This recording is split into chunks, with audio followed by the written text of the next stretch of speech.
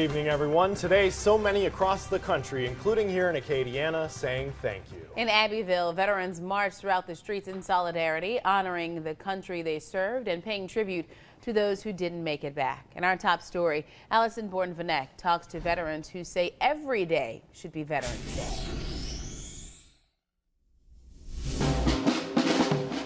Together they marched, side by side. Veterans from World War II, Vietnam, and Afghanistan, all coming together in Abbeville, saluting the country they served. Veterans like 94-year-old Robert LeBlanc. It's very encouraging to know that the citizens of Vermilion Parish think enough of their veterans who devoted their lives to the Army, Air Force, Navy, Marines, and Coast Guard to be able to come out here and celebrate that day. They raised their flags with the community looking on, showing support for those who protected them. To come back and see that all the Americans appreciate everything you've done.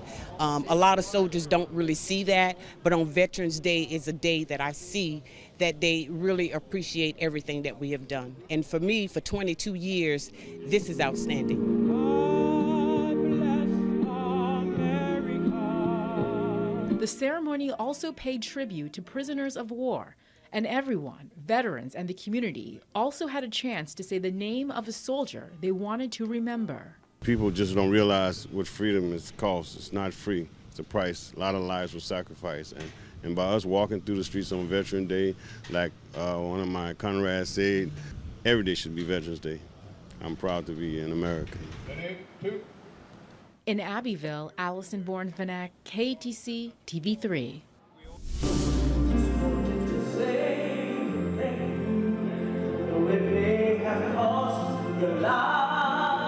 Progressive Baptist Church in Lafayette holding its annual Veterans Day program tonight. Members of the Veterans Ministry spoke at the event, discussing the importance of remembering those who are no longer with us. Members of the United States Air Force, would you please stand to be recognized?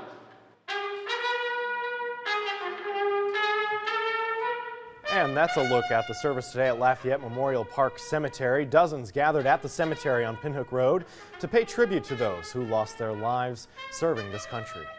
I have a special, deep thanks to all the young men and women who've given their lives in service to our country, whose lives were cut far too short.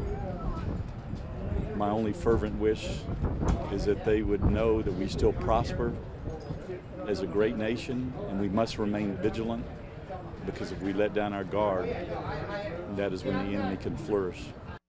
One Lake Charles veteran says he remembers the very first Veterans Day, or Armistice Day as it was known until the 1930s. World War II veteran Frank Livingston is celebrating himself and all other vets today. And get this, on Friday he'll celebrate his 110th birthday. He says he has a couple tips for living a long and happy life. I've always been careful about how the company I keep, that's what it's one. The other one, I can say, is obedience